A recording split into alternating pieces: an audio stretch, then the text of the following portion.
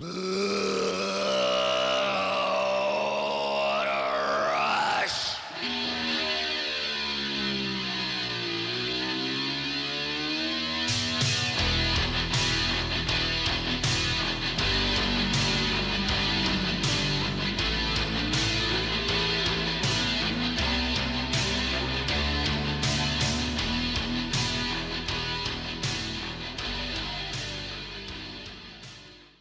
So, welcome everybody to another fantastic episode of Filmoscopy.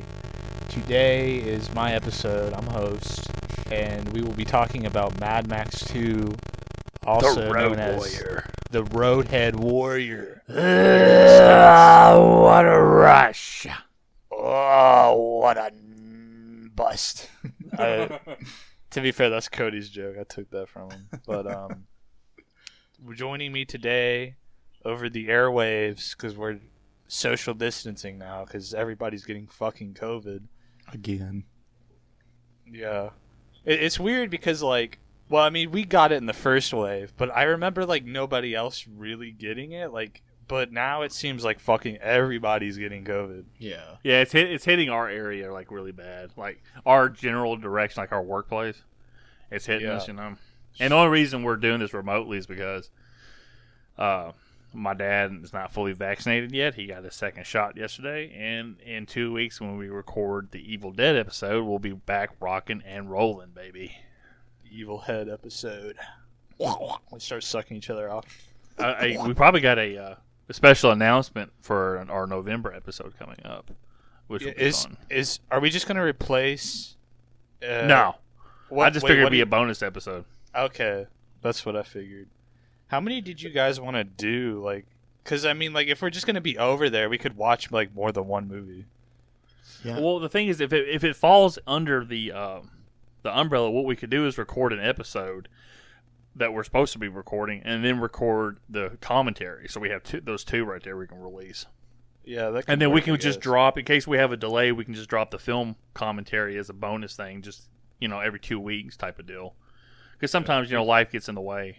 Yeah, I mean the film commentary thing. If we want to do it like as a bonus episode, then we could do like once a month. I mean, just to throw in there somewhere. But and then of course we'll do a few and test it out and see if it even gains any traction. I mean, if it's getting like the only reason I can really do it right. Well, the only reason I can do it is because I'm on vacation and Owen's off. Right. And I know you're off on Saturday, so it's like this will be like a test. Yeah. I'm on my vacation. But we'll have to listen to like a couple and see what you think. Like, because all it is like pretty much people watching a movie and doing a podcast. Is all it is. Yeah. And we talk about what's going on in the movie. Yeah. And then like, we can sit there and start talking about some stupid shit. You're supposed to play the podcast while you watch the movie along with us. Yes. So we'd have to get the timing right too. So we'd have to like start it. Yeah. Yeah. To be fair, I don't think anybody's gonna be watching our movie though. They're just going to be listening to us. And that's fine, too. It's just, you still got to give that time code just in case, But yeah, time code 6969. 69. Start the video as soon as you hear the third bell toll. Hey, Owen, you have to introduce us. You never did introduce us. So joining me are Cody. I'll start with you, sir. Shalom. And Lance. Hello, this is Cuckold Cody, Luscious Lance, and ovulating Owen. Yeah, dude, my pussy wet, dude. My pussy red. Talking about pussy red, the chick in this movie who dies with an arrow to the stomach, she's actually kind of hot. My girlfriend might get mad at hearing me say that, but she was kind of hot. Yeah, she's a warrior woman, dude. She's strong. Yeah, warrior woman. She could crush your nuts with her legs. So that's fine. I'll die a happy man. That adds to the pleasure, really. God, but it sounds so painful. So, I guess we should just jump in with our opinion, or not opinions, but I don't know. How do you guys want to like first experiences with the movie? Yeah, I guess. But it wouldn't be all that different from Mad Max 1, really. Yeah, but this movie, it's a different connection to it because I was more I was familiar with it. I hadn't. I guess I'll go ahead and just do it. Yeah, go ahead. Well, my dad's a big fan of this movie. And he likes the first one, but it's always the Road Warrior he talks about. And, it was, for what I understand, it was billed here in America as the Road Warrior, not Mad Max 2. Yeah. And in the theaters... A lot of old people will call it the Road Warrior instead of Mad Max 2. Yeah, because in the United States, wasn't it actually? It was just called the Road Warrior, right? Yeah, it was just the Road Warrior. Is what and I was reading on the Wikipedia article, a lot of people didn't know this was a sequel to Mad Max 2 until they saw the scenes from the first movie at the end of the montage at the beginning of the movie. Yeah, gotcha. So it literally was. And the thing is, we got to look at, on Wikipedia, the money that this movie brought in was only like $35 million worldwide, and they said it grossed way more than the first Mad Max, but that Mad Max is listed at $100 million. So that number was way the fuck off on the first Mad Max. It might be like Australian dollars or something. It has to be, because it's not. They said that this movie grossed the most in America than the first movie. So, but anyway, yeah, it does say $100 million in the box office for the first movie, and then $36 million for the box office for the second. Yeah, it makes no sense. Like, something's off in translation. But I don't know if that's like over time or like what. I don't.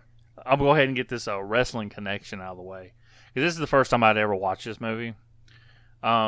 This movie inspired the look and the name of the professional wrestling tag team, the Road Warriors, who were probably the most influential tag team of the 80s. They influenced like 3 different copycat teams, the Blade Runners, who were the Ultimate Warrior and Sting, and that was obviously taking the name from the Blade Runner movie. And then they had the Powers of Pain, which were just like, obviously Road Warrior clones, same haircut and everything, and they were just the bad Road Warriors. And then you had Demolition, who painted their face, but they looked more like Lord Humongous from this movie. And then you had Bugs Bunny, who looked more like Lord Chungus. Oh God! And then, fucking God! And one last one, Psycho Sid Vicious, who was a wrestler for like 20 years. He started out in the Memphis territory as Lord Humongous, and he had a costume that looked just like the movie Lord Humongous. So, and he's like, that dude's like 6'9". Like that guy too? Did he go? I'd never watched any interviews, because I just saw images, and Sid's like 6'9", over 300 pounds. He was a big fucker, so he fit the bill. And I have to think that Jason Voorhees was somewhat inspired, by coincidence by this, because this dude's and a fucked up head and a hockey mask, and Jason with straggly hair, and Jason has straggly hair and a fucked up head and a hockey mask. And a Swiss accent. And Jason has a Swiss accent. Yeah, he's like, "Please, and he's like, back in the lake." And he's like, "You know what? My favorite cheese is sharp cheddar," and then he just like kills people with a sharp knife. But yeah, that joke fell flat. It's all right.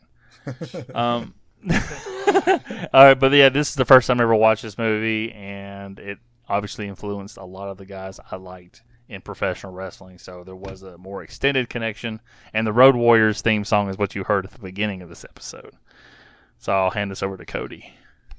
Yes. Here you go, Cody. So my first experience with this movie was literally like 3 days after watching the first movie. I think I talked about it a little bit on the last episode, on the first Mad Max, but I think this movie was actually what I was expecting out of Mad Max, as opposed to what the first movie was. And but yeah, I watched it a few days after watching that first one, just because I liked the first one so much that I needed more. Hey, what's your first experience? Oh yeah, well, so I just watched this after, when I was like 13. I wanted to watch the entire trilogy, so I just watched this one after I watched the first one. And I remember really liking this one. This one, I was like, hell yeah, dude, this is badass. It's like a Western, but it's like they're Australian and shit. So they are very Australian. Yeah. Come on in. Come on, Mix. Give us the gasoline. Mate, come on in. But I guess I just wanted to jump in and say that, like, yeah. So you already, Lance, have, like, you have a non-conventional opinion about this movie. I guess. I would say it's more of a simpleton's opinion. It made you. I'm really curious. Not curious, like what you guys think about it. You like the dog too much.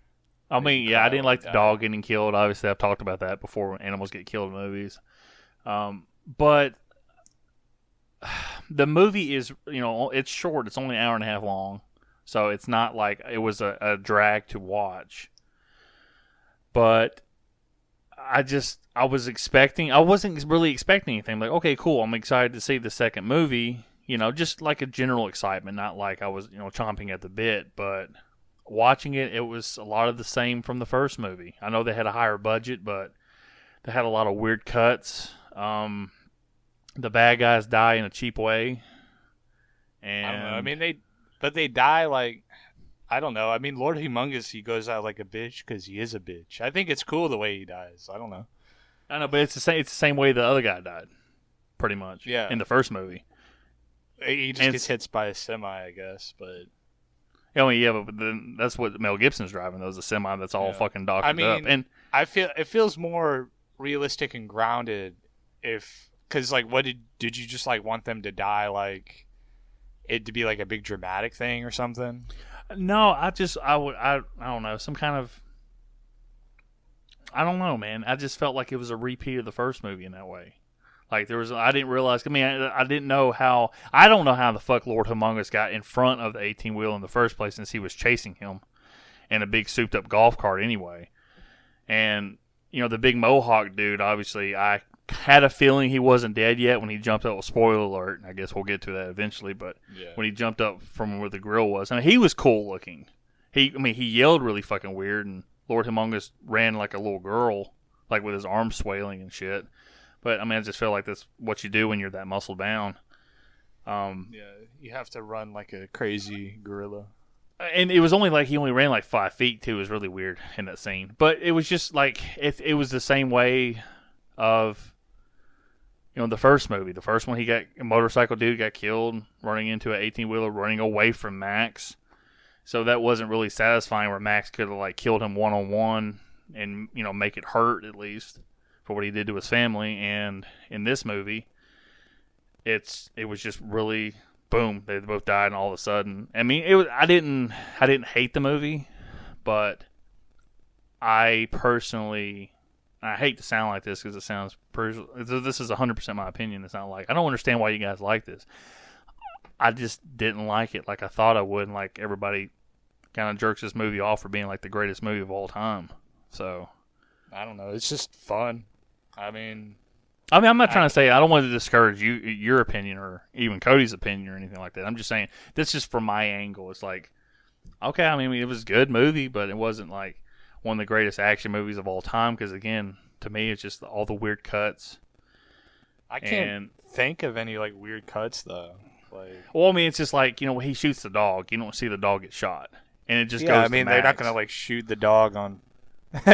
Like for real. Well, I mean, it's not. You see like the animal get hit with something. You just don't see it, and Max doesn't even react to the dog getting killed. Obviously, he's all fucked up.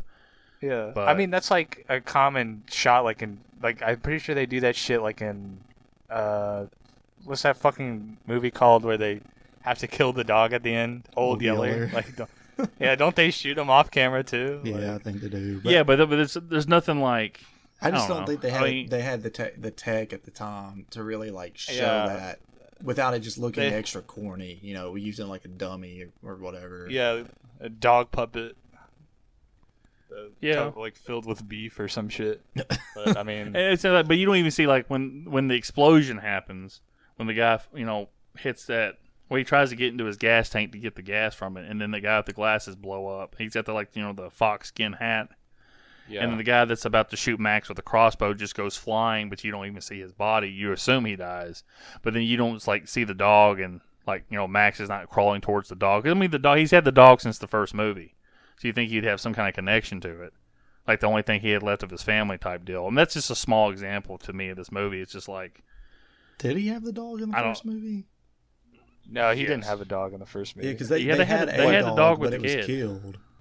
Yeah, they had like a little puppy, but that was about it. I don't think they had like, because this I think dog was supposed to be the same dog. The dog was killed in the first movie. Yeah, I don't think he does. I think he has the dog with him. Fight. No, I Let Cody's really, dogs fight. Yeah, just like Cody's dogs will have a dog fight. It's about But- to be but- a dog fight. I don't think it's not supposed to be the same dog. I don't think it's just supposed to be like a random dog that Max finds, like between the movies. Now that's just maybe on me, but I mean that's just like a small thing. There are just like, I don't know, the I try to watch it on HBO Max. I have a DVD version of the movie, and it's not great quality on the DVD. And then I watch it on HBO Max, and it's even worse quality on HBO Max. I'm like, okay. It didn't look bad for on HBO Max for me. Yeah, for me, I mean, it seems like an old movie that they kind of like touched up a little bit for what was probably the Blu-ray release or something. But Yeah, maybe. Yeah, but I mean that's just my opinion. I probably won't speak up a lot because I'm not trying to be like negative of the movie. you just you don't want Owen to get upset. Yeah, don't make me fucking irate here. Yeah, I don't want it to seem like I'm just putting the movie down, but it is just like I don't see this movie as being like the greatest action movie of all time, and it's got like a 93% on Rotten Tomatoes. I'm like, that's pretty fucking high. I mean, of course, then again, it's not Charlie and the Chocolate Factory bad, but it's it's not in my top 10 of movies that we've done so far. Oh yeah, but that's just my opinion. Like, I mean, to me, I think this movie it's good. I think it's better than the first movie, but I mean, it's not like one of the. And I'm not a big action movie guy anyway, but I mean, I wouldn't consider this like an action movie. I would just like, oh, I've got to go back and watch it again. Oh, I know. Well, on Wikipedia, it's like highlighted as like the greatest action movie of all time, considered by critics. Yeah, is what it says. So that's just like that. And the thing is, I really thought, like the scenery, like there's a lot of desert, showing the nuclear war or whatever happened. Yeah. But there was still a lot of like scenes with grass in it too, which was like it's a lot like the first movie. I don't know what I was expecting, which was just the outback, really. Yeah, and when Cody said that the first movie looked so different, like it wasn't what he was expecting, I understood it. But watching this movie I was expecting more of a desolate thing, where it still kind of looked like the first movie. So there is a continuality to the look, and it's not completely like the world's like completely burned to a crisp type of deal. But yeah, but I mean, it's more so than just the world itself. It's also like the character design and all that. Yeah, the people, the way they act, their overall looks, because like in the first one, the group of bad guys were just kind of like, a biker crew, Yeah, they were just like punk rock bikers. But in this one, they have like all sorts of like crazy like animal furs and shit, and like some of them are like ex-police officers. Like they have like old police cars, and they wear the same uniform as Max. Some of them are being and they have cop cars too. Yeah, they have the cop cars of the thing, and they said Lord Humongous, and the one thing about this movie, I did want to know more about the characters. Like I was curious about each background, and Miller, that's who directed this, right? Yeah, George Miller. George Miller. Okay, I didn't want to like say his last. I didn't want to be like, yeah, this is Rob Miller, right? But Miller said that Lord Humongous, in his mind, when he wrote the character, was kind of like probably an ex-police chief, maybe even the same outfit as the guy with blonde hair of the gas people. Yeah, that little silly is like there was a connection between the two, and you see with that guy, he puts on like his own little pussyfied version of a hockey mask too, when he's like driving.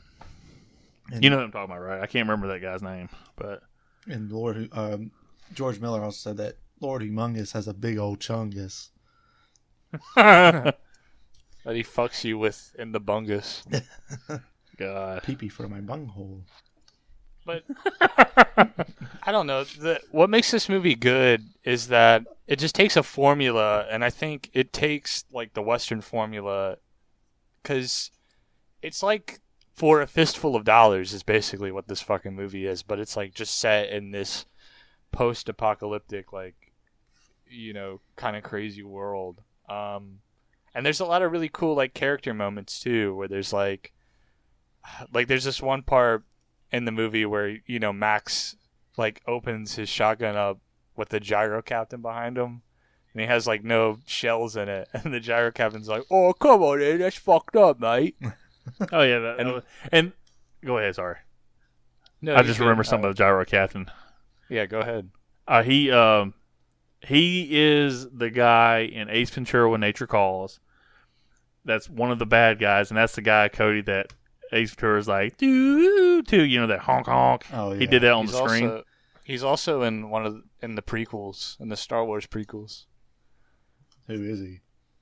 He's like one of the Trade Federation aliens. Do you remember the really tall like alien with like the blue skin? Yeah, I know who you're talking about. Yeah. Yeah. I could probably send you guys a picture. Trade Viceroy. No, he's not one of the Japanese like racist caricature aliens. He's shit. If you guys, let me just find the actor that plays him real quick. Basically, he That's plays cool as one hell, of the that's reasons. him. He plays one of the reasons why those movies are extremely boring. Yeah. Well, no, he plays. Well, he's not even like really a character. He's just like a fucking background guy. I think the kids will love the trade talk. It's Tion Medon. I don't fucking like excuse me, but like he has the red outfit and like the red eyes and shit. You have to send me an image. I don't want to go back and watch those movies. You'll have to send me an image of it because I don't remember what he looks like. Tion Medon. Oh, I fell asleep last time I watched those. He looks like a fucking like one of the Cenobites from fucking Hellraiser. Oh, nice. So that's the whole movie, everybody. Yep. Bye-bye. There we go. That's it. All right, pack it up, boys. But hold on. Fuck it. I'll just type in his name and you can fucking Google search him. I give up on this shit. Tion Medon. There you go. But I don't know. What makes this movie work is like I said, those funny little character moments. The design of the characters is really good. The practical stunts are great too. Like there's that one scene where the guy he like hits a wrecked it's where the guy on like one of the dirt bikes, he hits another car and he like flings off and he's like flying through the air. Well, I'm free falling. But like the stunt man in that scene, like he walked away with like a broken leg and shit. Like that's impressive. Did he really walk away then? Well, he got carried away, I guess. He's like, I did it. Oh, okay, that's the one. I know who you're talking about. I looked up the guy. He's in episode 3. He's the one that Obi-Wan Kenobi talks to when he lands on the planet. He's the one that can be seen walking out of the bedroom with Obi-Wan Kenobi. The Pal-On, local administrator of Pal City on Utapau in Revenge of the Sith. There you go. That's his character.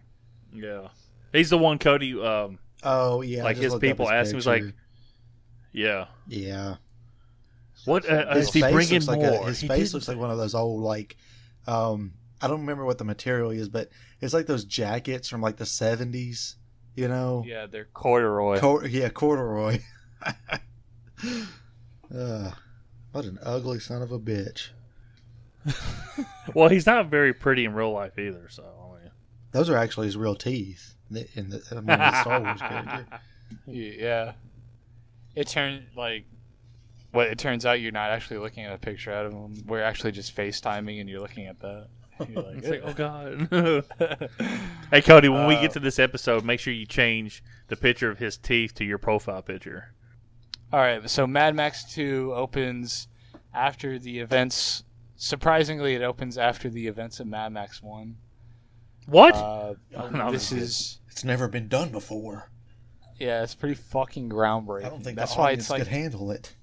That's why it's the #1 best action flick ever made. So, this takes place after basically global war has completely, destroyed civilization, and now everybody is going around and raiding and looking for gasoline to. I know where the gasoline's at. Yeah. Because she filled my beard with gasoline. Frozen Vaseline. She fills my beard with Vaseline. Glycerine! Glycerine! There you go, ma. Bad mood one again. Bad mood one again. Lance's dad opens the door. Hey, shut up. Hey, turn that goddamn shit off. We only listen to Metallica in this house. He's watching college football. I'm just hoping that the TV doesn't pick up on the microphone. So good luck, Cody. Yeah, Stephanie's watching the Haunted Mansion in the next room, so I had to shut the door and hopefully nobody's watching anything in my house. The cat's watching the wall, so I hope that doesn't pick up on the mic.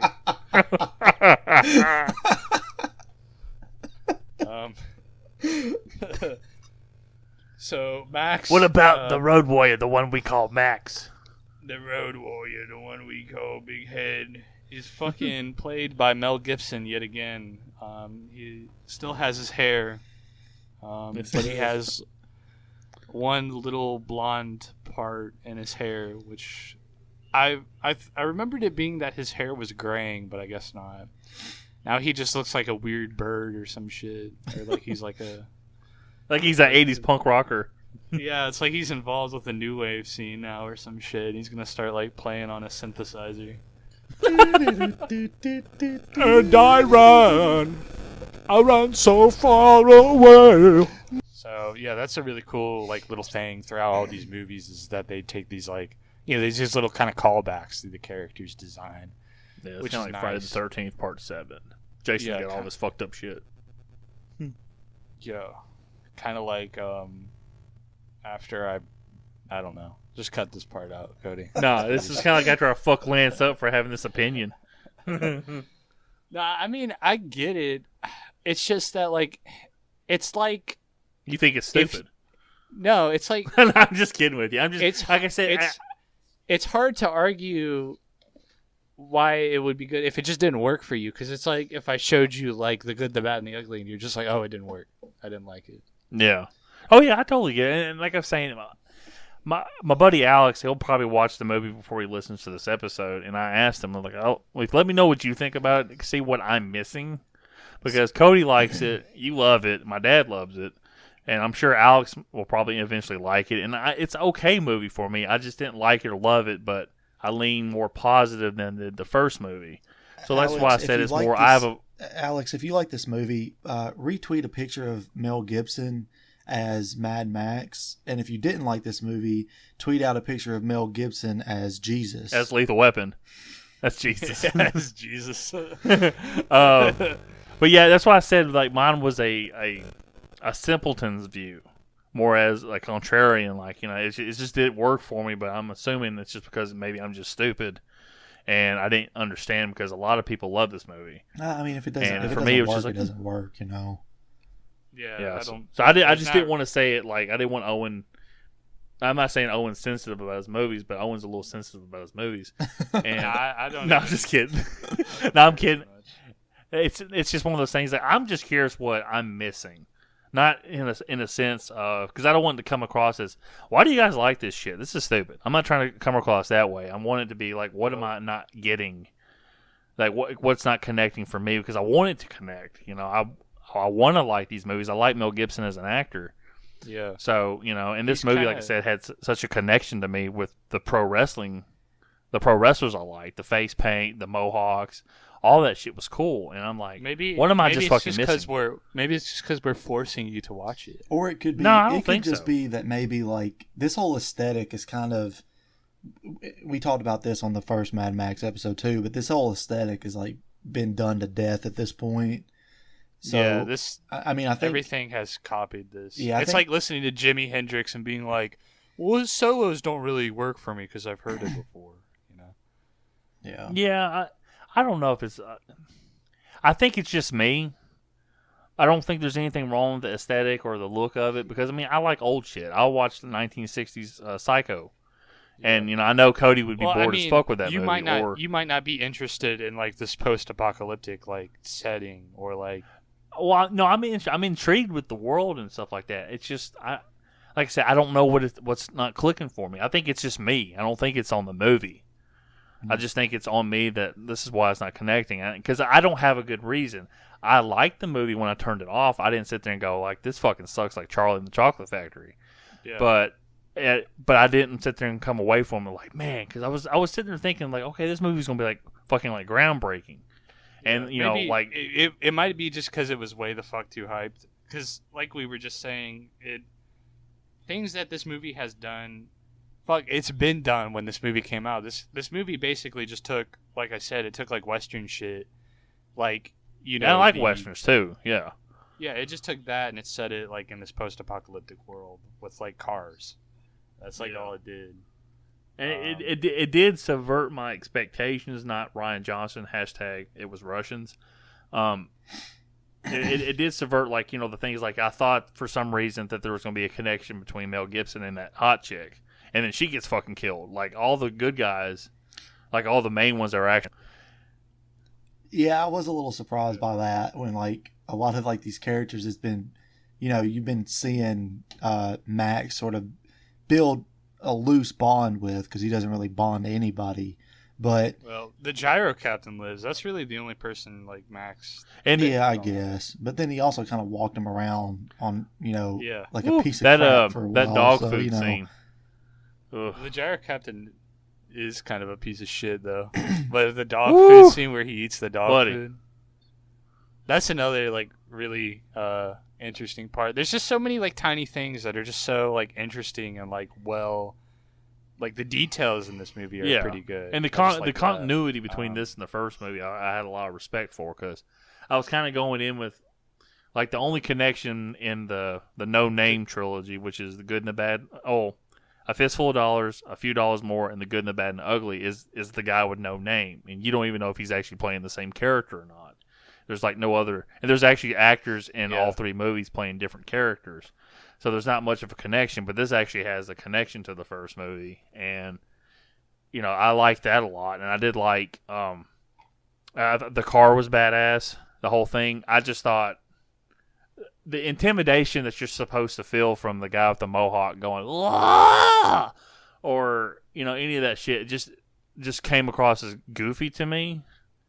And I wonder if... Yeah, I mean, they are goofy, like, guys. And I like goofy shit, too, So, I mean, I don't... Yeah, I mean, I'm not intimidated by them. I like it when they get their asses kicked by That guy with the mohawk, what's his name, Wes? I like to... Wes. Yeah, he was voted, like, the greatest henchman in movie history by, like, Empire Magazine in 2011. And I'm like, this dude didn't do fucking shit in this movie. He did a few things. He didn't do anything like the little fucking twerp. He has like a... He just has like a gay sex slave.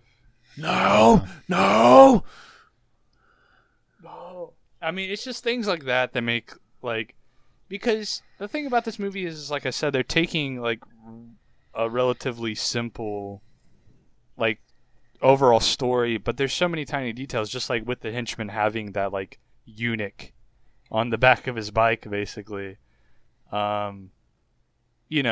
Just details like that. I think this movie's the sum of its parts, I totally agree with you there. Like I said, there will be things that I like, but just overall, I just came away with a cool like feeling. It wasn't like a lean hard like great or lean like fucking visceral like Last Jedi or whatever like that. I don't even know how that episode turned out. I think I was probably the more positive one on that episode. Yeah, I don't remember. I remember trashing the movie because I didn't like it. Yeah, I think weirdly enough, Lance, I think you pretty much were the most positive one on that episode. You were the voice of reason. Just, I was the more neutral one. And like I said, this movie, I'm probably more neutral, leaning positive, but it just wasn't anything that I loved. And I wonder if it would have been different if I had seen this movie when I was younger, because this is the first time I watched all the way through. I've seen clips before, like I'd see it on TBS or whatever when I'm flipping channels when I was younger. I wonder if I ever sat down and watched it as a kid, I would have more of a reference and actually love this movie as I got older. like I do with the other movies I watch, like Psycho 2 or Outlaw Josie Wells or anything like that. That was an older movie that I watched because of my mom. Yeah, you could have associated this movie with My Name Is Earl commercials. No, actually, it was Andy Griffith commercials because this is when I was younger and I'm older than you guys. That's when they played Andy Griffith on TBS. Oh, I didn't even know Andy Griffith was Hey, on TBS. a quick history lesson, and this goes back to wrestling. TBS was built on Georgia Championship Wrestling and Andy Griffith reruns and Atlanta Braves baseball. So, and now it rides its Family coattails on Family Guy reruns and Big Bang Theory reruns. Hell yeah, Family Guy. I think they also have like Seinfeld reruns on there too. Maybe that's on TNT. I don't know. It's the same company. No, it's TBS. Yeah, like early in the afternoon will be like Seinfeld and Friends, which is controversial opinion, guys. Friends is no, that's boring. not controversial. I never really liked that show. Yeah, I agree. Yeah, it sucks. It's like the most fucking boring thing on the people talk about it like it's one of the greatest sitcoms of all time, and I just don't see it. Like I've tried watching several different episodes, and I'm just like, this is boring to me. Yeah, I agree with that because I think you only have room in your heart as a person for so many shows that you hold reverence for. Like I love Seinfeld. I love the show Cheers, which is way older and it was on Netflix. And then there's a couple other shows, but like a universally loved show is like I like Frasier. But I mean, give me Everybody Loves Raymond. Give me Fresh Prince of Bel-Air. And I mean, I can watch those shows, but I don't like Friends or those Seinfeld. shows. Like whereas you would, I don't even like right. Like a universally loved older show is MASH. I hate that show. I don't like MASH either. What about Full House? I like MASH. MASH. You gotta love Full House. No. Which one's got sucks? Whatever happened to predict? Well, which one's got Urkel? Is that Family Matters? Is good. Home Improvement was great. I like Family Matters. That's Family Matters. Me and my uncle, we used to like have a slang where we called. Actually, this story sounds really weird now that I think about it, saying it out loud. But we used to call dicks Winslows. So what now? We used to call dicks Winslows, like the Winslow family, because we were watching like I don't know. I mean, because it just sounds like dick. It just sounds like what you would call a penis. Like I'm gonna start calling it that now. You whip out your Winslow. You know. Oh, did I do that? Hey, did I suck your Winslow? It's funny. It may be a movie we cover in the future. He's saying his uncle, Naked Gun, the third one. He goes to a hospital because he's trying to like go undercover and get these like these files to find out where the bad guy is hiding out, and he poses with an old football injury. Where he goes in there, he doesn't realize it's a sperm doctor, and he tells the doctor's talking to him. She's like, "So when did you start noticing the problem?" He goes, "Oh, in the backyard with my uncle." And she goes, "At the backyard with your uncle?" He goes, Yeah. We used to throw it around a lot, but he can stretch his out a lot longer." And I'm like, "Is this where Owen's going with this?" Yeah, it sounded like that in my head. Like when I started saying it, Me and my uncle called our penises Winslows. My uncle's like, yeah, just pull out your Winslow right now. Come on. Oh, Come on, I won't tell your mom, kid. Come on. come on, touch stop Winslows being for so a second? shy. Oh, gosh. Come on, just pull out that little Winslow. Oh, But is Family Guy still going on? yeah, it is. That fucking show sucks ass. It's funny how that show sucked ass like after the third season, I think. For me, I personally started falling off around like season 8 or 9 because like every episode had to have like some secondary like meta meaning behind it, like something political typically, and it's just like, this isn't why I watch this. I just want to laugh at like stupid shit, like them all throwing up in the living room because they ate whatever it was they ate. I just want to watch Peter have a helicopter and become a redneck. Peter. Have you seen your Winslow, Peter? Peter.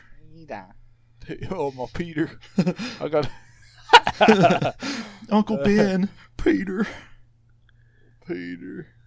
Oh, Mad What Max. were you talking about? Oh, yeah, this is Mad Max 2. Do you guys even want to talk about Yeah. Mad Max 2 anymore? Yeah, I mean, yeah. Let's Yeah, I do want it. you to keep mean, on. we Like, just got I am sidetracked curious there. what you guys like, what you guys really liked about it, like especially Owen, like because I think there's just a disconnect Yeah. for me that I'm just not getting.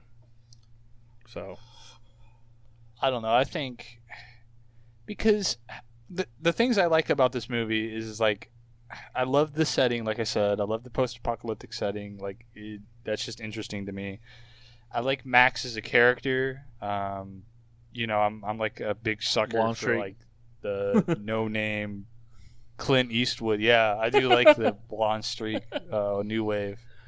So I'm a big ass Flock of Seagulls fan. But I like the no name kind of like Clint Eastwood kind of characters, you know, that like don't have like any kind of connection to like the overall story really, but you Yeah. know they're like the hero. They're like the outsider that just kind of comes upon the situation at hand. Yeah, and he doesn't like want anything to do with it. Yeah. Yeah, I like that shit. I like the conflict always, where it's like, no, you have to help, and he fucking dude- hits the guy. that dude with got an fucking injury. way He's like, too "Get off." fucking pushy.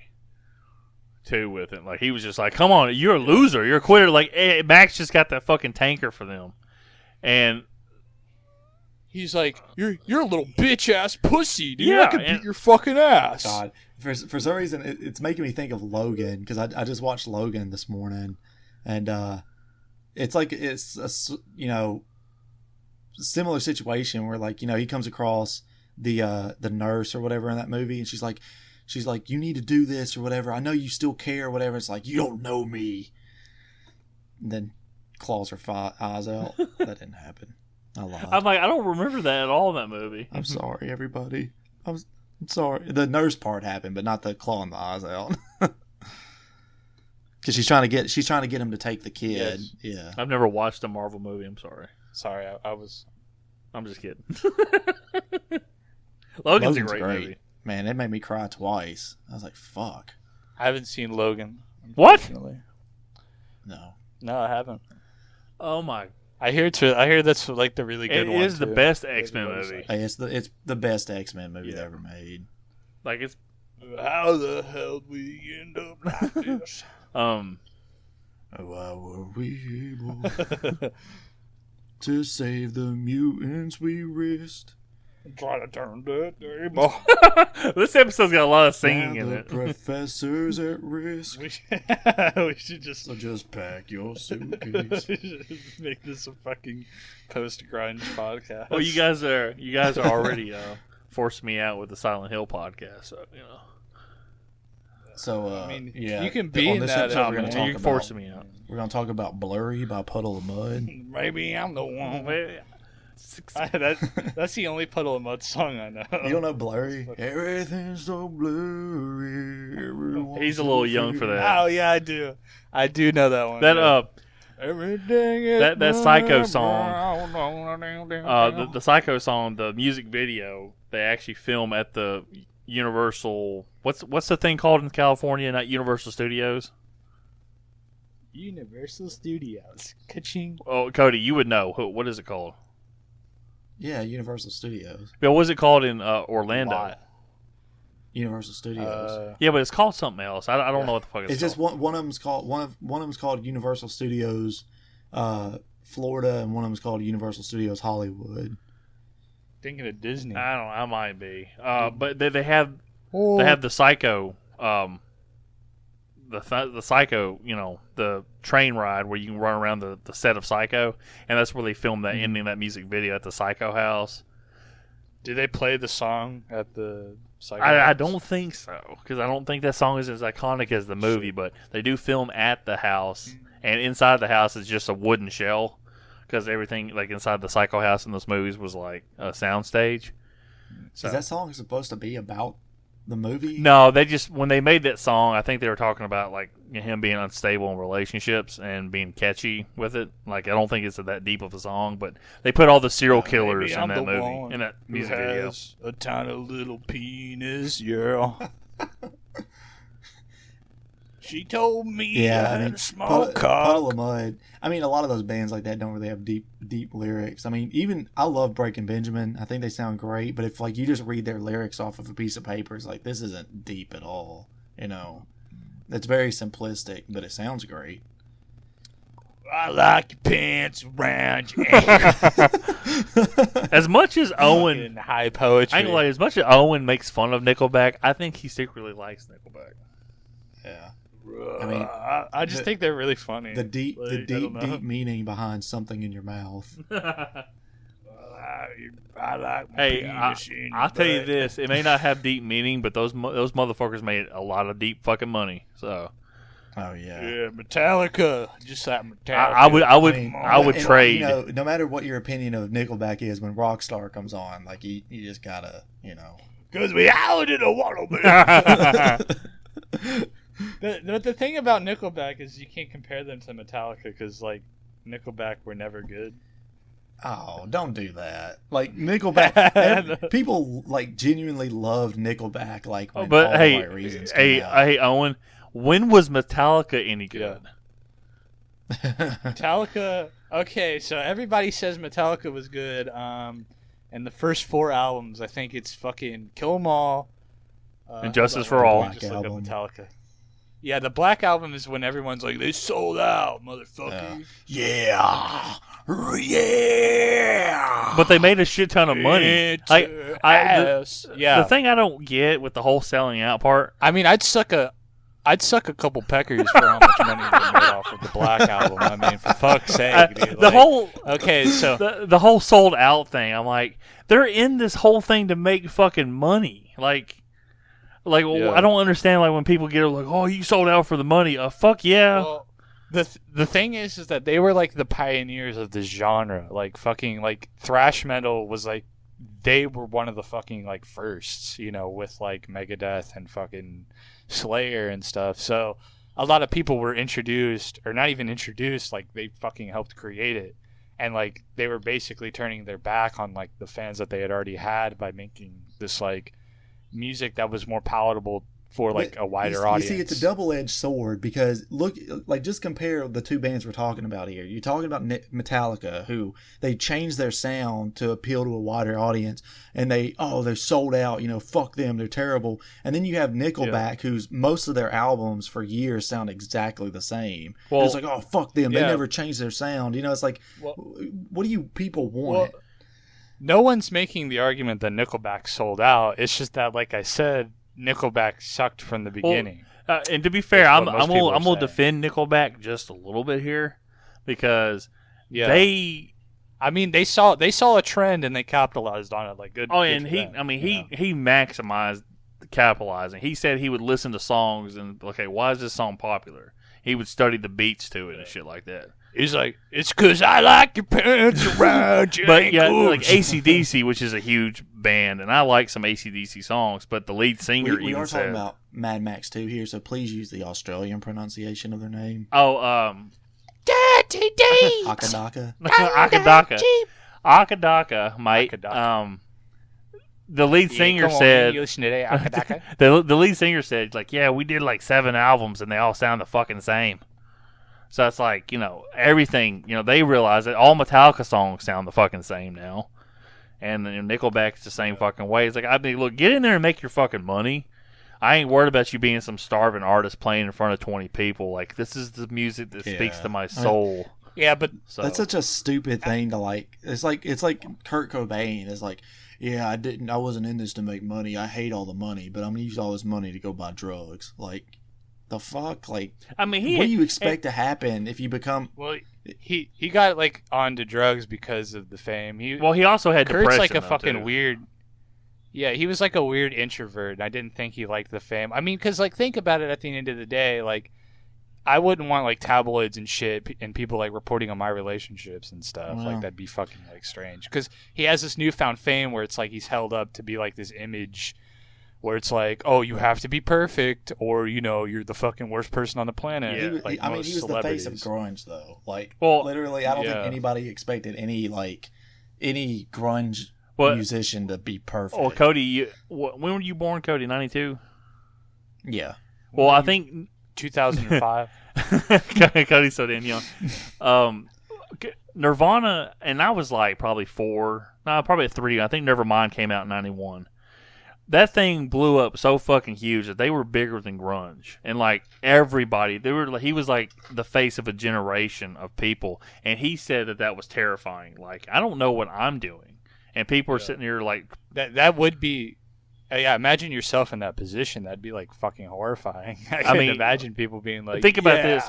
How do you jerk off? I mean, he was 1991. I think he's born in 67, so he was 23, 24 years old, and you have like all that shit thrust upon you, and like 3 years later, he committed suicide. So it's like, I mean, he had depression issues from when he was a kid anyway, and I mean, everybody has some kind of like mental health issue. I'm not like. Yeah, I guess I can see that. I mean, you start a band, you might think, "Oh, I'll get famous enough to, make a decent living or whatever, but not become one of the biggest stars on the planet." And he wanted to do it. I think he set out to sit there and go, like, he felt like he sold out when he made and it's really just that one fucking song, It Smells Like Teen Spirit. And he felt like he sold out when that song made so huge, because you listen to all their other shit, and I like probably about 4 or 5 Nirvana songs. But the rest of them, I'm like, I never mind. Owen. On Nevermind to begin with, I think they were already trying to because their producer was already kind of trying to push them into a lot more of a mainstream kind of sound. Yeah, but Kurt always fought that kind of shit too. It's one of those things. Yeah, because if you listen to Bleach and compare it to Nevermind, it's like fucking. I mean, you can tell they're by the same band, but they definitely sound very different. There's a lot less noise rock influences. And you can tell that, with In Utero, fucking Kurt's trying to, make up for feeling like he sold out by getting, Steve Albini from Big Black to produce the album. But he also... And just making it sound like grunge. But he also wrote Heart-Shaped Box, which is It Smells Like Teen Spirit's little brother. So... Yeah, so, I mean... And then when he has... I don't like Nirvana anyway, so, I mean, it doesn't really matter to me. I don't like music. Music's fucking lame, dude. This is a music podcast. So I mean, I liked Nirvana when I was a kid. I mean, I've gotten older. It's like... I still like Nirvana. There's a couple songs I like, but I don't sit there and, I feel bad for him. I understand more of his mental health issues. But, and then the last song he ever wrote, which is You Know You're Right, it's a great fucking song. That was put on their greatest hits album. I will move away from here. You won't be afraid of your but yeah, Elmer Fudd cover. I mean, I'd rather listen to Conway Twitty. I see that sparkling little diamond on your head, woman, and it's plain to see you already got a man.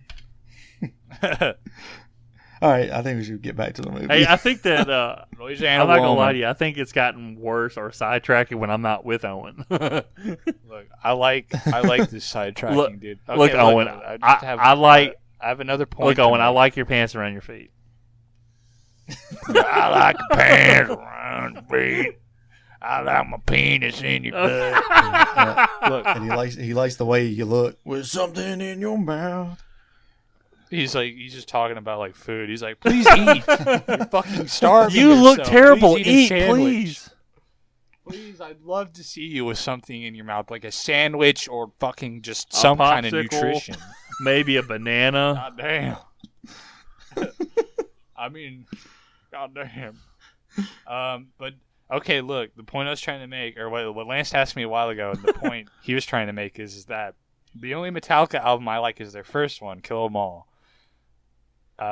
So I guess I'm like an uber hipster. You are. Well, I only ever bought one Metallica album. I know I said we need to get back to the movie, but I only ever bought one Metallica album, and it was Death Magnetic.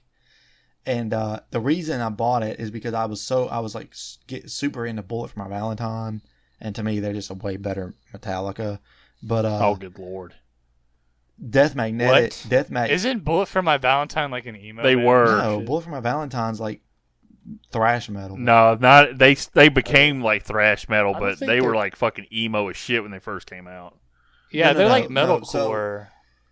No, I've seen their videos. the videos are like, yeah, they have like an emo aesthetic to them, but because that's what was popular in like 2006. Well, what's one of their hits? And I'll make just a conclusion based. Tears on that Don't Fall. So their Tears Don't Fall. 4 Words to Choke Upon. Tears Don't Fall. Here, I'm literally gonna look it up. I thought it was funny. Like, what if Owen was just like fake typing? Goes, yep, they're bitches. Yeah, this is like metalcore. This is like that like post 2000s kind of metal though. Like I don't think Metallica sounds anything like this, especially their older shit. Well, anyway, like they drew a lot of inspiration from Metallica, and their a side note, their second album, Scream Aim Fire, is much more thrash metal than their first album was. But anyway, I bought Death Magnetic because it like came out around that time, and man, that album is terrible. You should have just bought the Black Album, because I mean I know Owen hates it, but that's the most commercialized Metallica, and it's actually a really good album. But plus, I don't really like the way the guy sings. Like, and I suck. Yeah, that's fucking Lars. That's Lars Ulrich, brother. Come on now. That's Lars Ulrich. Like, who's the lead singer of Metallica? Oh I don't know what shit! his name is. Not James Hetfield. James Hetfield's No, he's the lead singer. Lars Ulrich, I think. Oh yeah, he's okay. a guitarist and lead singer. Isn't the Lars the drummer? Yeah, I think those are the only two consistent guys of Metallica. I don't even like. I know Metallica, but I don't know the fucking like band. I think the other guitarist What was the album that made the documentary around that like the one that like they put the album out and I think they like took a hiatus after that and like everyone hated Saint the album. Anger. Yeah, Saint Anger sucks. Hey, balls. Owen, do our little tika tika tika. Yeah, so me and Lance have like this fucking joke about Saint Anger, and that like so fucking who's the fucking Lars Ulrich, the drummer. He thought it'd be funny to like unscrew the fucking so on the bottom of snare drums there's these like little metal things fucking, and he like unscrewed them. And he unscrewed like his drum heads to make them like sound really strange. So it sounds like he's beating on a toy drum. And so anytime I talk about Saint Anger, me and Lance just go tika tika tika tika because that's literally what it fucking sounds like. I'll be walking around Owen when we're stalking. I'm like tika tika tika tika tika. Like if you've ever taken like if you take a piece of fucking aluminum foil and like wrap it around a cup and then hit that cup with like your finger, that's what the fucking drums on Saint Anger sound like. Gotcha. Doesn't he defend Sounds himself? like dog shit. Yeah, he's like, it was a really unique sound, and it sounded really like good. I think people were sleeping on this. Everybody, welcome to the Road Warrior he episode. starts using like modern day. No cap. Oh, what'd you say? I just said, Lance? everybody, welcome back to the Road Warrior podcast. Yeah, This back to this Road episode Warrior. is straight up like Gorley and Rust. Like they'll go like an hour. Yeah. I don't know. I made my piece on Mad Max 2, and I'm not even sure. Like, I don't know. I don't even really want to talk about it anymore. I think you started getting the plot, but then we like sidetracked. Yeah, which is fun. Big time. Hey, real quick, Cody, did you listen to any more episodes of Gorley and Rust? I haven't listened to any. The only reason that it stood out to me is like because I was watching a clip from the Conan podcast, and I noticed the guy's name was Gorley. Mm-hmm. I was like, huh, really? And then like I had listened to a clip of the Southern Lawyer thing, and when I started looking up the guy, like I was like, oh yeah, it's the same guy that he co-hosts the Conan podcast, and he co-hosts Gorley and Rust. Yeah, of course. I hope you give it a chance. It's pretty fucking good, and that's what we pretty much are doing right now. Like they did like an episode on like Jaws 3, and like the first hour and 15 minutes was like nothing but everything but the movie. And then they got. I just wish they would put their Nightmare on Elm Street stuff out because it's like it's behind a paywall, unfortunately. Yeah, but that sucks. You could probably sign up for like a month and listen to all the episodes, and then unsign up. I don't think it's a commitment. Can you download them? I don't know if you can do that illegally. You might be able to. Yeah. But with let's go back to Mad Max real quick because I don't want to lose everybody. Because Sarah did make a comment. She goes, "Y'all didn't talk about Star Wars until like 45 minutes into it," and I'm like, "Yeah, that sounds about right." To be fair, we did talk about Mad Max for like the first 20 minutes, and then we got sidetracked. Yeah, but like, I mean, so like these people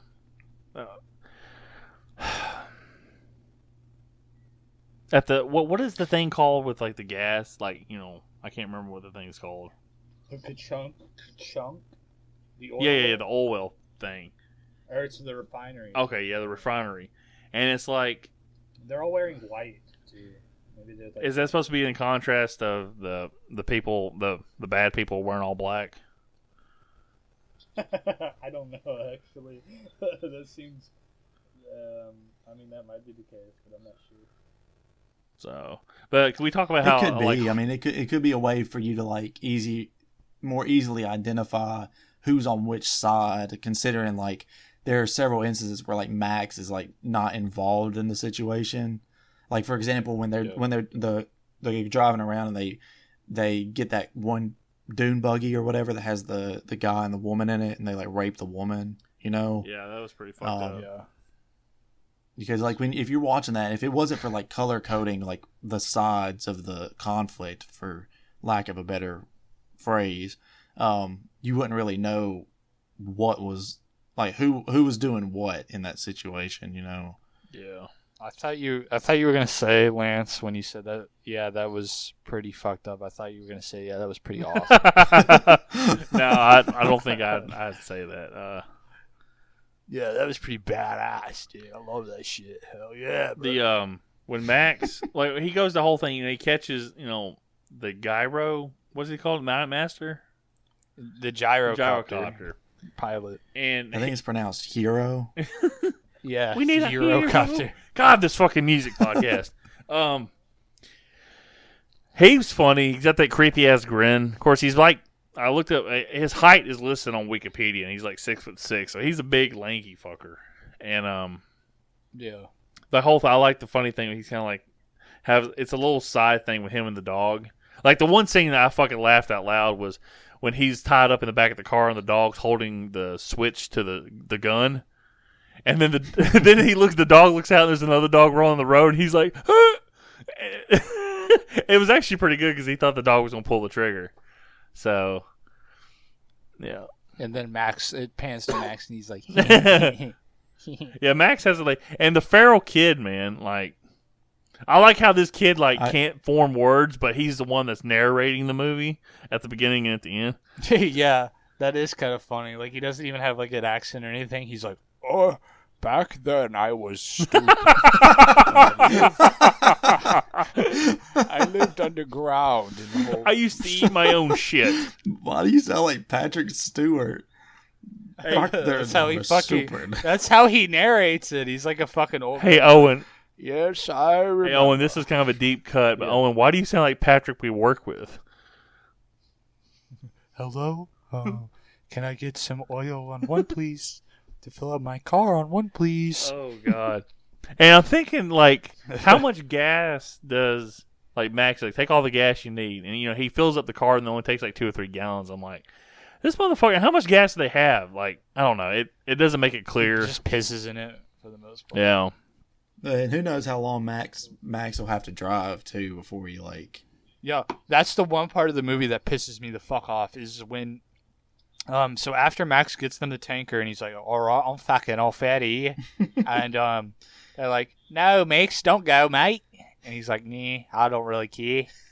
So he gets in his fucking car and he drives straight towards the fucking, the fucking gang of... straight to their camp. Yeah, he drives straight fucking past them, and it's the one like dumb thing that bothers me about this movie. But it's not that big of a deal. Like, I get it. Did he not?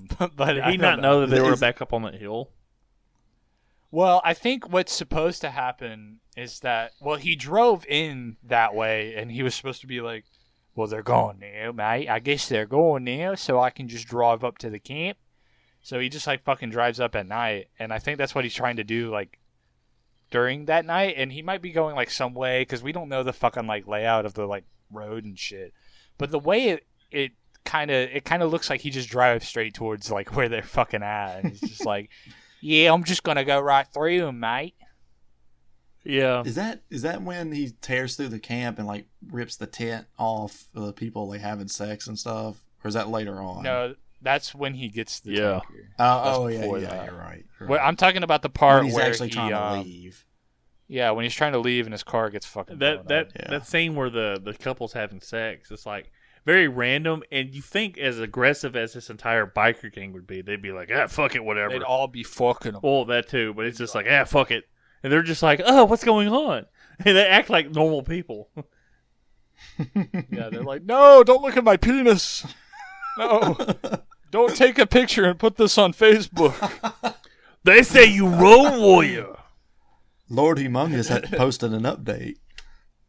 Lord Humongous retweeted. Man, Hey, look at this Joker's penis. Hey, Owen. Lord Humongous retweets. Give us the gas. Hey, Sorry, Owen, what? I was going to say, let me do a couple like questions and you answer as David Lynch? What's his name? David Lynch, yeah. You answer as him, but him playing like Lord Humongous or Mad Max, okay? I don't think I can Yeah, do you that. can. It's too complex. I can do an Australian accent, but that's about it. Or I can go Do a David Lynch Oh, Australian God. accent, okay? Like, they say you road warrior. I can't even get fucking David Lynch. I can't even think about how he sounds. You're so beautiful. You're so... Coops, we need you in the Black Lodge yet again. I need to see your spread ass through... Here, here's a video. I have a video of him doing a weather report. I have to listen to it. September 18.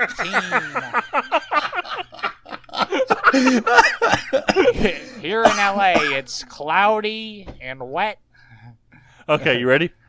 There we go. Okay. Yes, I am. Coops. They say you road warrior. I'm not. God damn it! Stop telling them that I'm the Road Warrior. I'm not. I'm just David Lynch trying to make Twin Peaks season 3. They say you So like. please. They say you whiz and you like boys. That's unfortunately that's true. They say How did you know that? They say you Lord Who Humongous. told you? Who told you that? No, Lord Humongous is just my brother. What about Lord Chungus? Lord Big Chungus, dude. They're one and the same. He fucking They lost share it a too. soul. Owen lost the Lord Big impression. Chungus. Lord Big Chungus. Big Chungus. We should just fucking close the episode with like that fucking Big Chungus song. I Where don't he know. goes, I don't know Big why I have Chungus in my Chungus. head. Humongous. I don't fucking know. They're one and the same. Say it again, Dexter. My YouTube fucking feed is like full of dumb shit that I don't watch. So yeah, the one thing that pisses me off about that movie is that he fucking just drives away like that, and then he gets instantly caught, and it's stupid. Hey, you guys there? So, I'm here. Okay, yes. Owen, you're breaking up really bad. oh, my bad. Well, I just said that was the one thing that like bothered me about the movie was that thing. Okay. What about let's see here. How about the guy who's like, I guess, crippled and his leg on fire, and he's like, "I'm okay." Yeah, that part is funny. He's like trying to put it out, but it spreads. He's like, "Fuck." It's like, damn. Oh, there's that one part when he's trying to grab the lady, and they pull him from the top of the thing and just throw him on the ground, and it looks like really real. Like it looks like they actually like pulled somebody off the thing and just fucking threw him on the ground. Yeah. like, on the road. And when they pulled the warrior chick off the thing, it looked like a Three Stooges dummy that goes flying out a window. And I guess it gets run over by the car. It's just like sucked up by the car like a vacuum. There's the one where the guy puts his hand in the tire to try and pop it. He's like, "Shoot the tire!" He's like, "I'll touch it." He's like, I got it. He's like, what? Touch the tire? Sorry, did you say put my whole hand in the tire? And then he gets like fucking sucked up underneath. I had a question too. Do you think that them putting dirt in the tanker was completely unnecessarily and probably slowed the truck down? Like he could have drove faster if there was nothing in the trailer. I don't know. I mean, I think wouldn't it make like noise and shit? Like they'd be able to like fucking like if they like jumped onto it. Yeah, but I don't think anybody. I'm just thinking from a perspective of that thing probably slowed him down because dirt is probably heavier than gas. they probably just did it from like a filmmaking perspective, where it's like, okay, we have to tip this over, and if we just make it look like it's empty, then like I don't think the audience will grasp that like it's phony. They're like, the gas evaporated. Yeah, the gas must have went into the ground like oil's supposed to.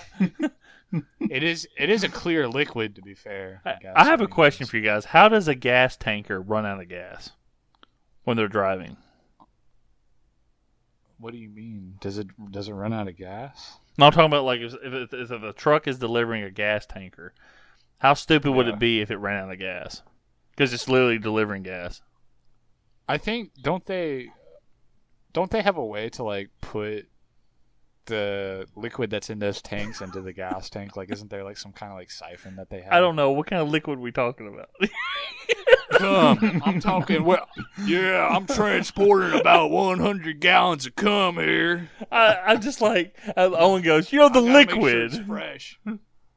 I gotta make sure this here cum's fresh for the long haul. The refrigerators at the sperm bank unfortunately went out, so this was our quickest option. We just dumped everything into one tank and drove off. I'm here driving from Independence, Missouri down to Birmingham, Alabama to deliver all this cum. We got ourselves, for a while now, these people receiving donors, they're going to have a bit of a mystery flavor situation, if you know what I mean. Yeah, I accidentally mixed it all up and kind of... we were all supposed to put it into different tankers, but kind of got all mixed up, so I'm really sure that's going to work out. Let me ask Cody real quick. Cody, why do you like such stupid music? No, I'm just kidding. What did you like about this movie? I mean, I like the aesthetic, just like the whole like post-apocalyptic, desert wasteland type look to everything. I think that the group of bad guys, the humongoids, we'll call them. And the credit have you seen that? Did you see that thing in the subtitles where they're like, you can hear Lord Humongous like giving them instructions, and he's like, "Gay boy berserkers to the gate." No, I didn't hear I that. forget what he calls. Yeah, he says like "gay boy berserkers." Oh my god! And Smegma warriors too. I think is one of the other ones. Smegma warriors. That's what they call me. But I think their group is they're more interesting and more unique than the group from the first movie, which I appreciated. I mean, it's just. Other than that, I mean, it's just an enjoyable movie. I mean, I don't really have another specific reason as to why I like it. It's just I liked watching it. But again, like when we were talking earlier, it's not something I'll probably ever go back to anytime soon. But I did enjoy watching it. Yeah, that's the problem I'm running into, is that I'm having a hard time like describing why I like this movie, because it's just it's such a simple movie. Like, I don't. Yeah, I mean, the plot is very simple. Max needs gas. He finds people that have gas, and he ends up helping them out so that he can get gas. And you gotta help us. You gotta help us, otherwise you're a little bitch boy. I called it. Yeah, what are you, pussy? Step up, bitch. If you don't help us, I'm gonna put it on Facebook that you didn't help us, and you're totally gonna get canceled for this. What are you gonna do? Cry, Max? You're gonna cry? Did your family get killed? Did your wife You gonna die? go cry to your wife? Oh yeah, that's right. Oh wait, you little bitch, pussy. He has there with like his fucking broken leg. He's like, what are you gonna do? Max just pulls his gun out and shoots him in the face. Fuck! Why'd you do that? I didn't do nothing to you, man. I was just joking, dude. I was just joshing you. Dude, I was just like one of the bros. My son's name was Josh. He shoots him again. God damn it! Turns it over and god damn it! Oh man. But yeah, that's just the problem I'm having. Is like I completely understand. It's like so hard to put into words why this movie is so likable. It just is. And I also kind of notice we're just having problems talking about this movie in general, because it's a lot like Duel in the sense that the plot is so simple that there's not really a whole lot to talk about. I mean, the only thing we could talk about Because I've like seen people like do like dissertations on this fucking movie where they're like, well, because like they talk about like Humongous with his little box where he has like those fucking like old pictures of like the officer and stuff, and they're like, that could be him, and maybe he's some kind of soldier, like a big fan of military history, and that's why he has such an old pistol. And I mean, you see, Max takes exactly 3 steps to get from his car to the gate, so that means it feels kind of like ridiculous to me. Like, I mean, they're cool like details, but I don't feel like they're like necessary, I guess. Yeah, and I mean, the mystery of the characters is what makes them intriguing. If you found out about them, they wouldn't be intriguing anymore. A cool part of this movie is that there aren't like all the characters, like even the bad guys all had like a specific costume that they wore, a specific like behind the scenes name, and like specific actors for that. You never see like there's never like a faceless goon that's like in one scene that doesn't like make a reappearance really in this movie, and that's always like a really cool detail. Yeah, I'm just curious about how do I put this?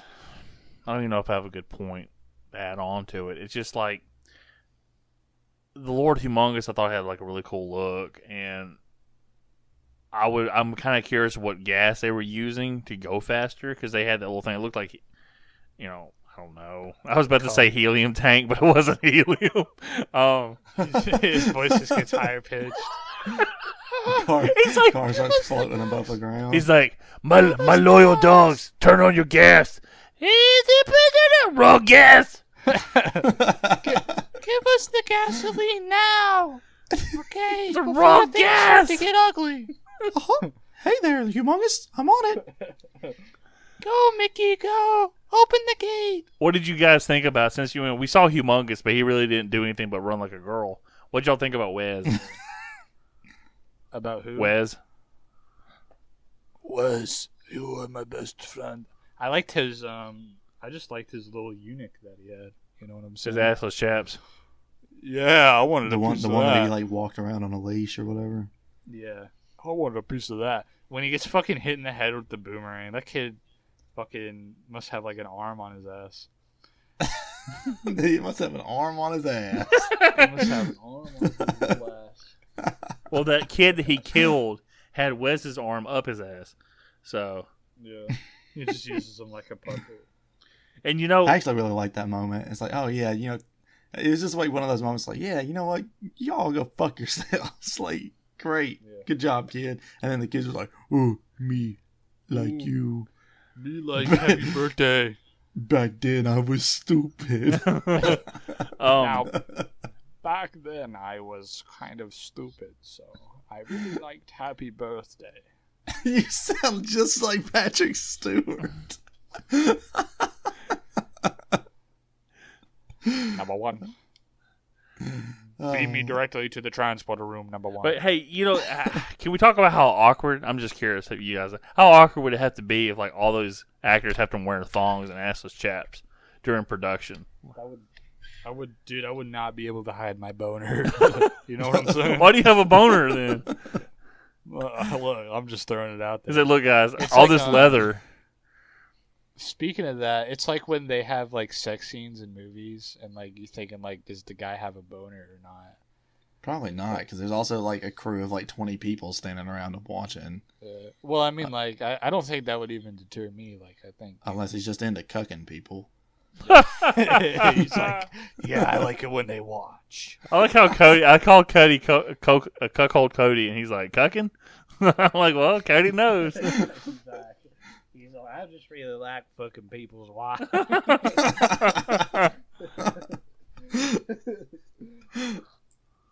What can I say? It's in the name.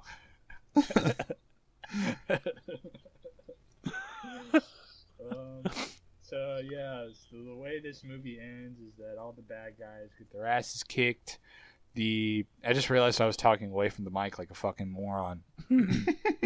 But so at the end of this movie, all the bad guys get their asses kicked. you find that they pulled a switcheroo on the bad guys, and they had a decoy. And the switcheroo on Max too. tanker. Max didn't know either. Yeah, the fake. Yeah, well, yeah. Max didn't know either. I forgot about that. Yeah, I thought you meant like they also like had a fake Max, and that was. Yeah, and then like a ton of the bad guys, or a ton of the good guys, end up dying during that last. Yeah, and you know, like half of Humongous's army, they kind of just stop and they turn around, and run away like sad kids. Like, oh, okay. No, yeah, they're like, oh, well, I mean. Well, and you know, speaking of a lot of the good side dying, you know, Lance, you were talking about that one like female warrior type character that was in the movie, which I can't remember her name, but she was warrior woman. It did seem sort of like it did seem like they were building up sort of like a early like romance. Shit. An early like sort of romance between her and Max, and then like she just like gets killed off pretty quick. I can't see Max as a character like having a romance like post. Yeah, after watching the movie, like I can see it, but during the movie, I was kind of getting sucked in. To me, she was like the equivalent of Wes on the good side. Like Wes, like the guy who played Wes had like these really like sky blue eyes, and he had like really big facial features, and so did she. So it was, to me, it was just kind of like, I don't know, it's just kind of a weird. What about Wedge from Star Wars? I think he's the uncle of Obi-Wan Kenobi. It's no. What does Luke say whenever they're like in that meeting with all the fighter pilots? He's like, I used to kill small animals for fun. He's like, it's like the Womp Rats I used to shoot on Tatooine. Like, I just think of like the guy sitting in front of him, looking back, and I'm like, who the fuck are you? Like, why are you in this room? Like, who the fuck? Like, this guy has like pilot training, or because aren't they like they're like a professional military, like sort of like the rebels? Yeah, like, and they have there's this ranks. random kid in there like, talking about shooting Womp Rats. Like, what the fuck is a Womp Rat? Yeah, they have like ranks and like officers and shit, but there's just like they just have some like backwards like hillbilly kids like, hey yo, I used to shoot them motherfuckers with the 22 back in the creek. It's like when I had dinner with Uncle Ben or Uncle Owen's dead body before I left the planet. It's like when I took a bite out of Aunt and Baru and Uncle Owen. God damn, that shit was tasty. I mean, the Empire did do me a favor and charbroil them for me. Yeah, he's like in the rebels like cook, like in the rebel kitchen with the cooks, and he's like, yeah, it's just like when they burned my aunt and uncle and I ate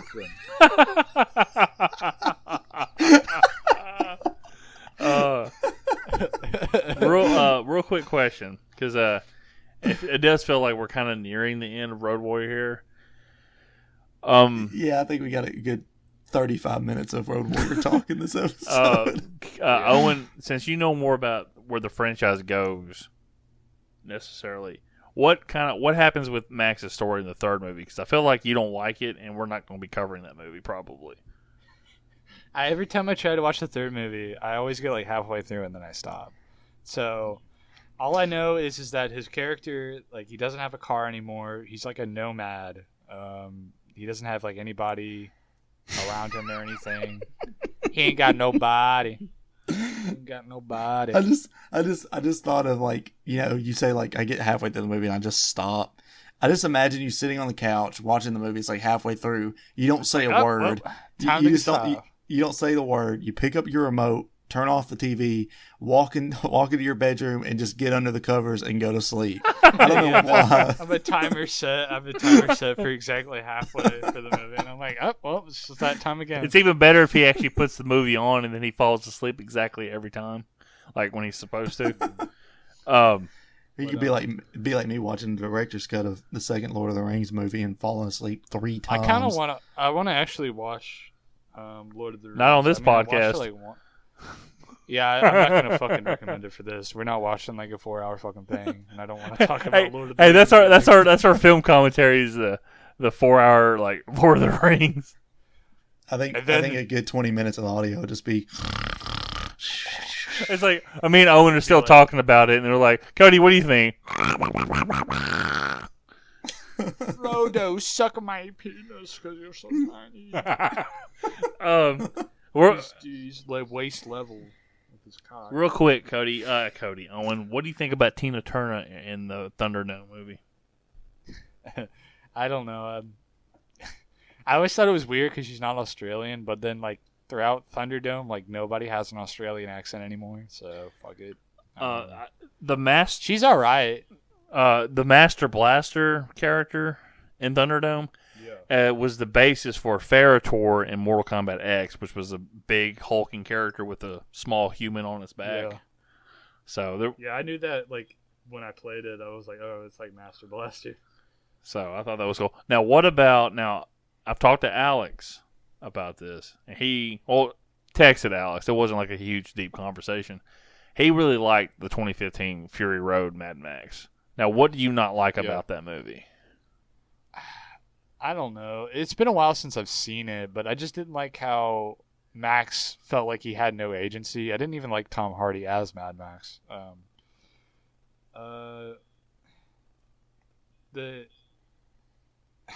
I don't know, because I don't really remember. I just remember like walking away and being like, nah, that's not as good as the other one. Now, is that supposed to be like a reboot of the franchise, or is it supposed to be like some kind of continuation? Yeah, it's like a soft kind of reboot, I guess. Well, it's not even like it's complicated, and it doesn't make a whole lot of sense. Because originally it was supposed to be Mel Gibson, but he was like way the fuck too old and like off the deep end. Oh yeah, I guess that was about the time he was just a they actually nut job. When they made that movie, Tom Hardy and Mel Gibson had a dinner together, and Tom Hardy a touching moment. and Tom Hardy he wanted to talk to him about the character and try to get to know like what Mel Gibson's. This generation of actors are like, what made you think of this? Where I think as Mel Gibson's generation of actors are like, we just went in and kind of did it. There wasn't some deep like inspiration. They just kind of figured out how to do it, and they did it. And anytime anyone asks Harrison Ford about Han Solo, he's like, "Get away from me, you fucking nerd!" Yeah, like have sex now. Which it's kind of disappointing. And have sex. But I talked about with Cody. Like Cody hated Harrison Ford when going back to the Star Wars thing. When Episode 7 came out, he said, he didn't like Han Solo, he didn't like Harrison Ford. I'm like, okay, do you realize Harrison Ford was paid the least amount of everybody in the original Star Wars movie, and that's why he asked for fucking seven figures for the new one? Might as well go and get your fucking money, because he got no royalties either. So it's like, and then you have all these, like, you would have to think you'd have a shit ton of fans going, like, hey. That's why William Shatner got away from Star Trek for so many years. Because, all the fans kind of like... And why he got so fat. Well, that too, and his toupees, he wears and all that. So, but I was Honey, look, I'm fat. but Mel Gibson and Tom Hardy had a little thing, and like Tom Hardy does this thing. I don't know if he still does it, but for that movie, he always makes these like little handmade bracelets for everybody he works with. Yeah, the paracord bracelet. Yeah, we talked about this because I said that he also made one for Venom, but like he thinks he's handing it to the actual character of Venom, but everyone on set's just seeing him like hand it to empty air. It just falls to the floor, and he's like, "I'm glad you like it." But he did give one to Mel Gibson, and Mel Gibson and talked about the interview, saying like he was a really cool guy and all that. But I was just curious. And then Mel Gibson ate it in the middle of the interview. It was weird. Yeah, it was really weird. Fuck. I only accept bracelets made out of pubic hair. But yeah, I was just crafted into the shape of a cross. Oh boy. So yeah, for when he makes Passion of the Christ 2. It's just like Jesus just comes back, and like he's still played by Mel Gibson. He has like a machine gun, and he just fucking kills all the Romans and stuff. Oh my god.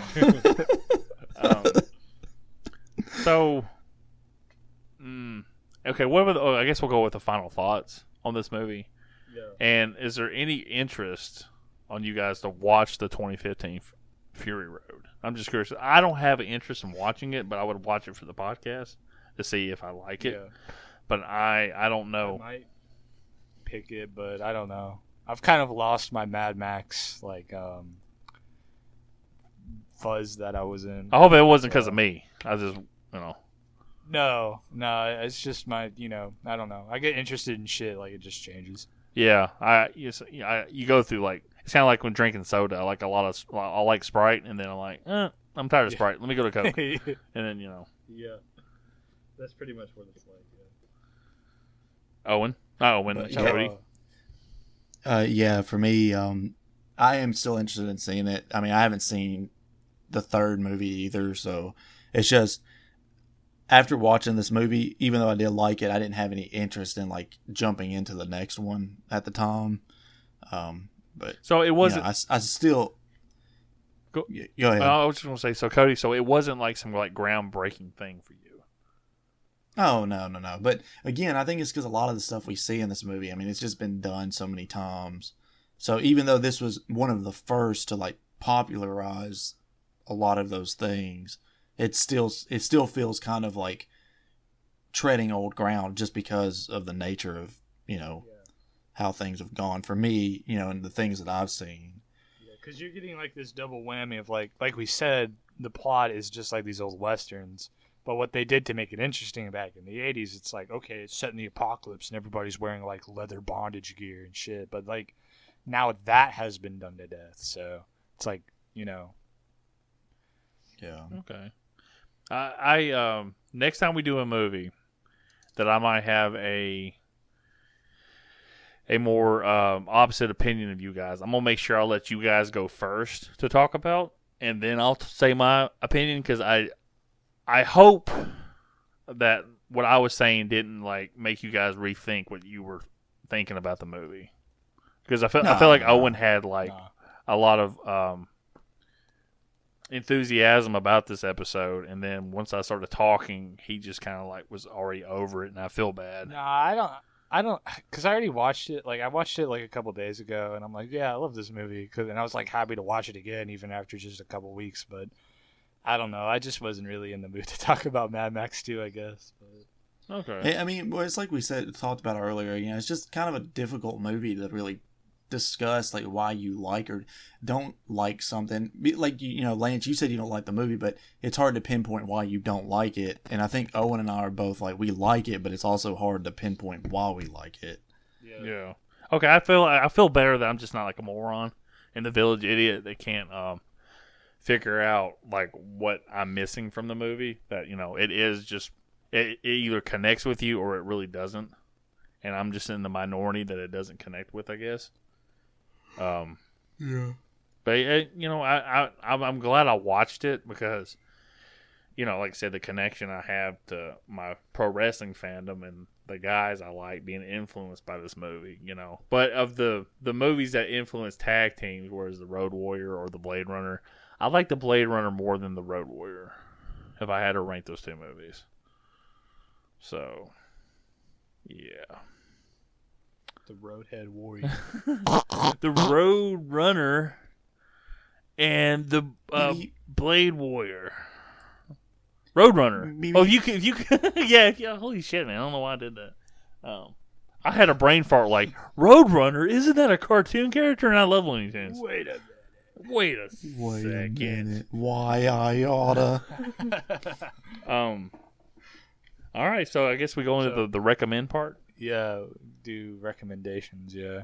I guess I'll start since I'm host. Yeah, I recommend it, especially if you haven't watched it. Yeah, it's a good movie. It's fun.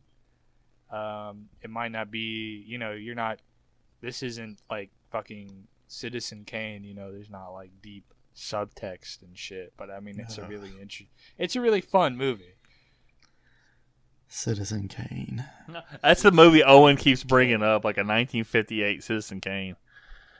It's like 1940s. Yeah, it's considered like one of the greatest films ever because it has I don't know. A bunch of... I mean, I've never actually watched it. I've watched it. I had to watch it. I had to watch it for a film class in college, but it is highly innovative for the time. Like a lot of the filming techniques that they still use today were actually like introduced in the filming of that movie, but I don't think the movie itself is as great as people like to make it out to be. 1941, you're right too. Yeah. Rosebud, my fucking sled, dude. Fuck. Before I die, let me look at Rosebud just one last time. He like posted it on a picture.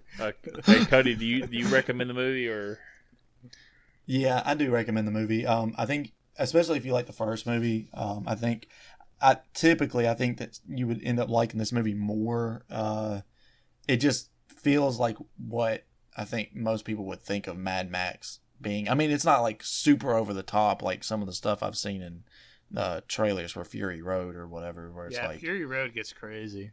But it is like, it's got that post-apocalyptic feel to it, and kind of the wacky looking bad guys, and I do recommend it for sure. Okay. Well, I'm in the same boat. I do recommend it. It's only an hour and a half long, which by today's standards, it feels like a long TV episode. But it's an enjoyable watch. It's fun, and you're either gonna like really like it, or you're gonna be like not get it so much. But it's not gonna be like, what the fuck did I just watch? Like, I think I had that kind of feeling in the first movie. So like, I mean, I do lean more positive than I did the first movie. It's just not like Owen, especially not like Owen. I mean, this is one of Owen's like movies he really likes. Where Cody feels like me and Cody are on the same wavelength, just the opposite side of the fence.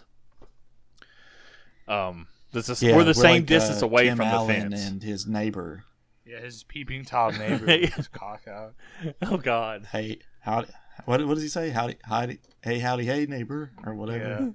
Yeah. Hey, howdy, hey, neighbor.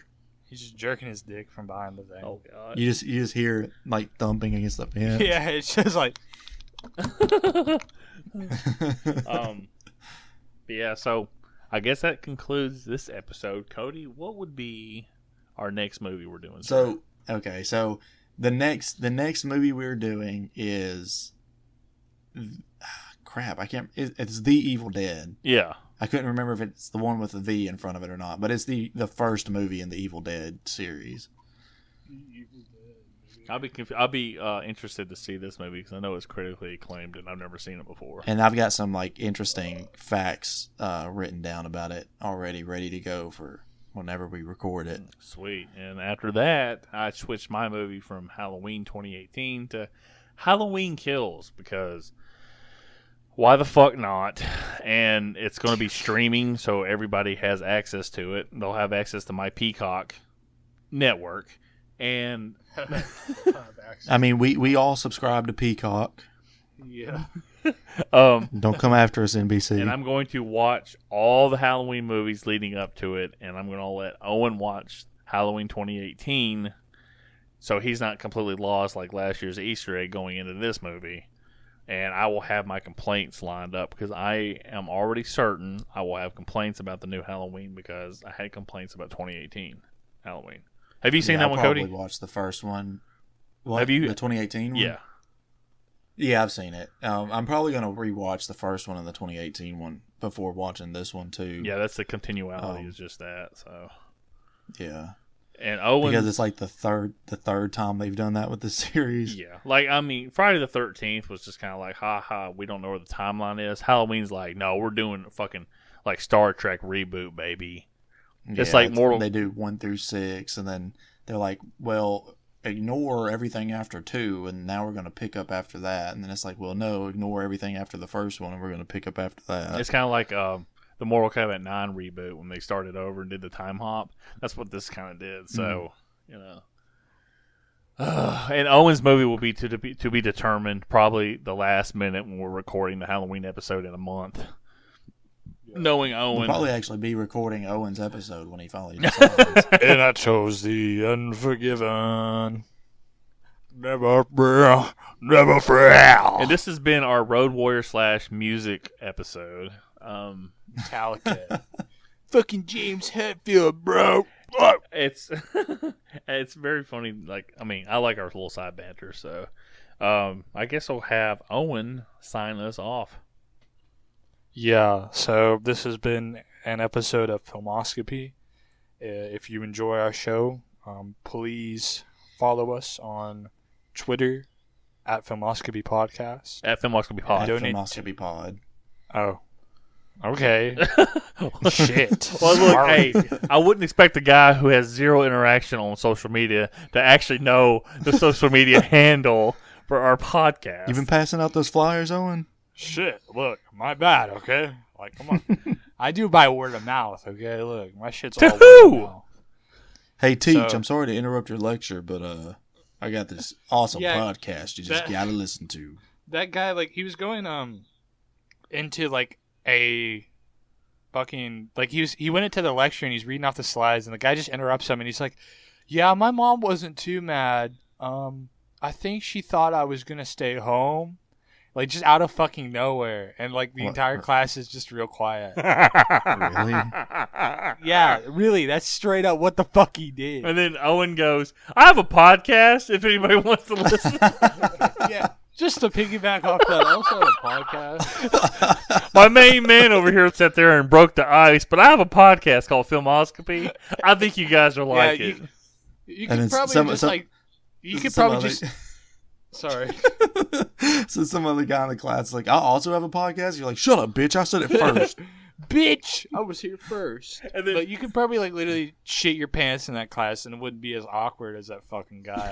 and then at the end of class, the teacher calls Owen up. It's like, everybody else can leave. Owen, come here. And everybody leaves. He goes, "What was that podcast name again?"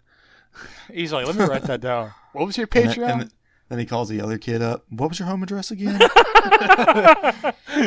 You know anywhere I could get some good bombs or something? Or like call a hitman? What was your home address again? Now, Metallica, play us out.